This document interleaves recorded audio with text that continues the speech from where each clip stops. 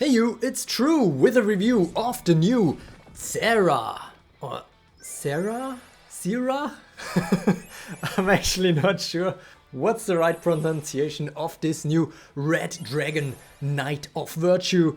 But the more important thing are her skills anyways. Surprisingly, she is an Earth unit and she comes with a good speed of 574. Jumping straight to the active skills, her first one is Cutting Edge. Literally, the skill name is Cutting Edge and gives 2 spirit, 50 time unit cost for 300% damage to one enemy, 500% damage instead.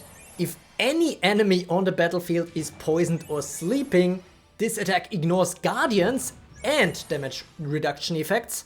And it doesn't even enter because then immediately one other random ally is given the turn. So that is something that we saw on Sorrow already, just even more buffed up now. Her second skill is Inspiring Virtue, also literally, and also gives 2 spirit, but this one is an instant skill. Allies gain 2 spirit for each ally on the battlefield, so up to 10 spirit production by this skill.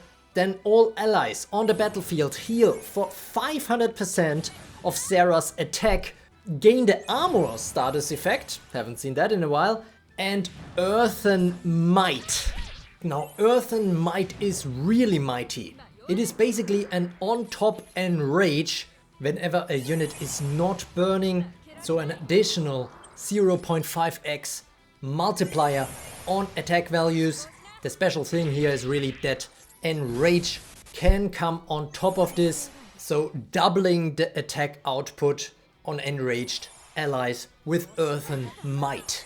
Earthen Might ends for all allies if the unit who granted it leaves the battlefield, and it's also removed from units that leave the battlefield. This is just the Earthen Might part.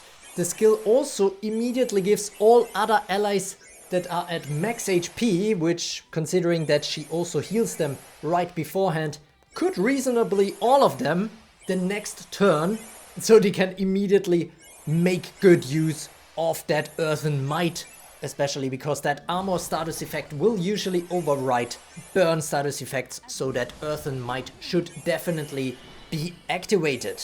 Now the drawback is that this is only usable once Cera has defeated at least one unit with attacks while on the battlefield, and if no ally has Earthen Might already, and probably most importantly, it's usable only once each time this unit is on the battlefield. So the first 2 active skills give 2 spirit each, with some potential overproduction on top.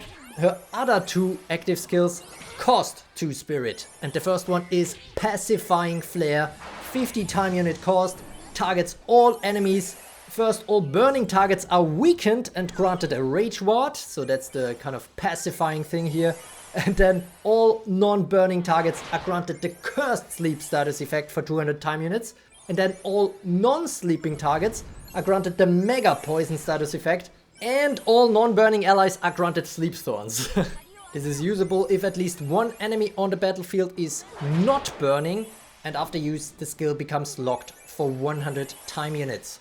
So this doesn't get rid of burn, which would be weird for an Earth unit, but reduces their damage output for the next turn at least. Granted, if you are facing full burn, then she might not be able to use this skill anyways. But yeah, given the high speed, if she can pull this off successfully against the non-burn team early on, this can be a nice setup. For example, a setup for her Red Dragon Wrath, her final active skill that is also an instant skill, but she first has to unlock it with the Cutting Edge, so she will most likely alternate between these 2 active skills in terms of attack damage output. Speaking of damage, it deals 300% to 2 random enemies, ignoring guards, but obviously it can hit guards at random. 300% is not that impressive, 600% is more impressive, and she deals that 2 targets that are poisoned or sleeping. Even better, 800%. 2 targets that have specifically Mega Poison or the Cursed Sleep status effect. And that is some huge damage. Remember again, this can ignore guardians. It ignores any effects of non-boss enemies that would prevent the targets from being defeated, so it is an execute skill.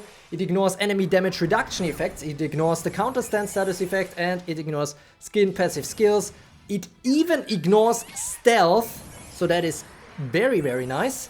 And it even ignores passive effects that ignores multiple target attacks, so that might be the very first dual target attack that can ignore evasive stance.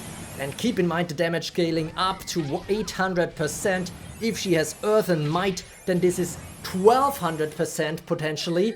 If she also gets Enraged for some reason, then this is a 1600% execute skill, armor ignoring, guard ignoring to 2 targets. And all that in an instant skill with a cost tag of 2 spirit. Honestly, good stuff. But of course the best passives, the best actives aren't worth much if the passives aren't up to par as well. Her first passive is called Virtuous March. Cera's attacks do not wake sleeping targets, and she has lifesteal, so 100% of total damage dealt is put into her HP straight away. She is permanently immune to poison, and she is immune to stun effects as long as any ally has Sleep Thorns. Whenever Cera enters the battlefield, all non-burning allies on the battlefield are granted those Sleep Thorns. Quick reminder, when a unit with Sleep Thorns is dealt damage by an attack, that unit's Sleep Thorns will be consumed to immediately grant the Cursed Sleep status effect for 200 time units to the attacker, if the attacker is not burning or sleep immune. Now for the first 200 time units on the battlefield, Cera cannot be defeated by damage and has 60% damage reduction from attacks unless she is burning. At the end of each of Cera's turns, all ally imposters on the battlefield are immediately defeated. Cera is considered to have defeated with attacks as many units as are defeated by this effect. So that's one nice potential way for her to unlock inspiring virtue. Of course, this is only at the end of her turns, so there will be no way for her to actually use this inspiring virtue as her first active skill. In any case, definitely can be sort of a bit as a Momotaro imposter spam counter, that specific part of her passive at least. And then there's Red Dragon Tactics. Whenever an enemy enters the battlefield from reinforcements, they have a 50% chance to be granted the Cursed Sleep status effect for 200 time units, and then they have a 50% chance to be granted the Mega Poison status effect for 200 time units. Given that Cursed Sleep cannot be overridden by poison, this means unless there are certain immunities or wards at play, 50% of entering enemies will get the Cursed Sleep and 25% will get the Mega Poison status effect. 25% won't have anything applied to them. And each time a poisoned or sleeping unit gets the turn, Cera will be healed for 30% of max HP. That is quite nice, especially because it doesn't specify ally or enemy, so any unit that is poisoned or sleeping getting a turn means she is healing for 30%. Then there's some vengeance effect as well. Whenever another non-conjured ally on the battlefield is defeated, Cera will gain the armor status effect and will heal for 100% of max HP. All non-burning allies on the battlefield are granted Sleep Thorns, and 2 random allies on the battlefield have their current time units reduced by 50. Apparently Zigzarzord making it an outright give turn would be too overpowered. Definitely some nice circuit breaker though. But yeah, that's already it. So let's get straight into the analysis of this new Earth unit. There is a lot to like about this one. If she gets to apply the Earthen Might, it can be a definite game changer for your team. She also comes with the Sleep Thorns and many other ways where she throws around the Mega Poison and Cursed Sleep status effect at enemies. All her damage dealing attacks actually ignore Guardians, or it's better to say can ignore Guardians, because sometimes the AI or the RNG will still target Guardians, which is of course especially problematic if she hits somebody like Stormania and gets disabled. In general though, she is definitely geared towards countering the strong Storm units in the meta. Because of her imposter deleting passive, one would think maybe against water units like Momotaro too, But unfortunately she's not immovable, which is a huge issue in the current meta. And in my eyes, she has a massive sleep weakness. So yes, she is permanently poison immune, but poison isn't at its best right now anyways.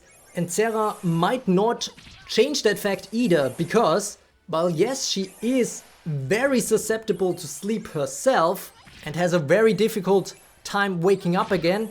The only part in her skill set for that is basically the armor she gets when a non-conjured ally dies. But at the same time, in my opinion, Cera is absolutely a sleep unit herself. Yes, she has a lot of poison stuff in her skill set as well, but all the time, if you look at it, it's more of a backup. The cursed sleep takes precedent if she can help it. It's always first priority before applying poison. This is on the active side and obviously also on the passive side in terms of the entering enemies and the sleep thorns. That is not to say that you cannot run her in a poison team as well, and you can see examples of that on the screen.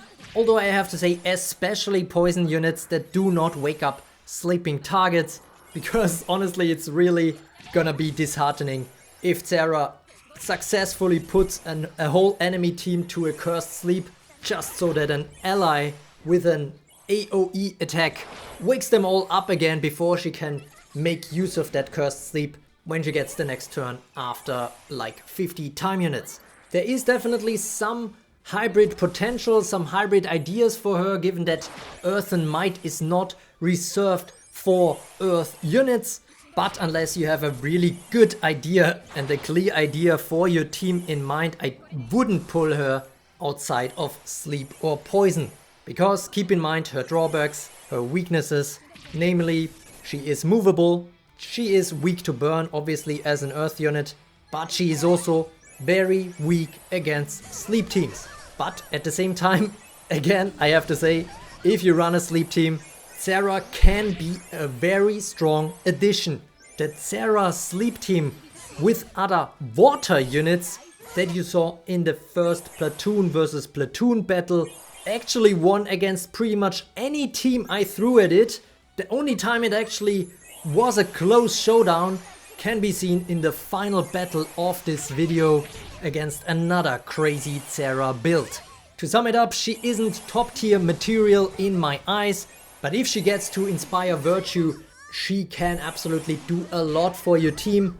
She is not a pure support, and while inspiring virtue can be only used once each time she is on the battlefield, that means that if she gets pushed back, there is the potential to do it again. I just realized that it's already 3 AM, so I'm kind of running out of time since I still have to cut, edit, render the video and hopefully upload it in time for Cera's release. So yeah, I hope you found this video helpful. Leave a like if you did, subscribe to become a true carrot, and as always, thanks for watching.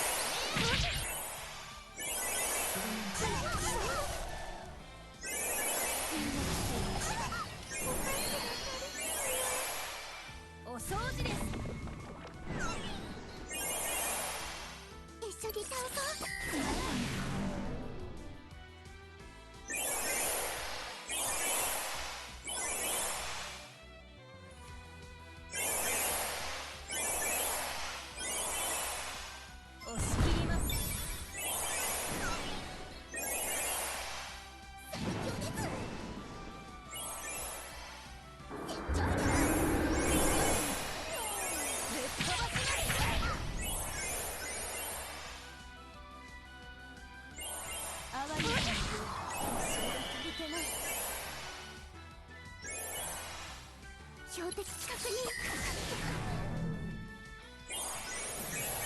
ぶっ放します。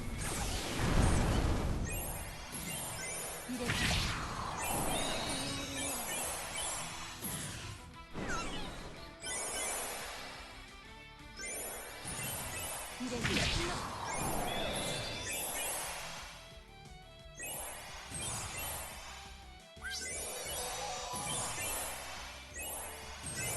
反放射撃。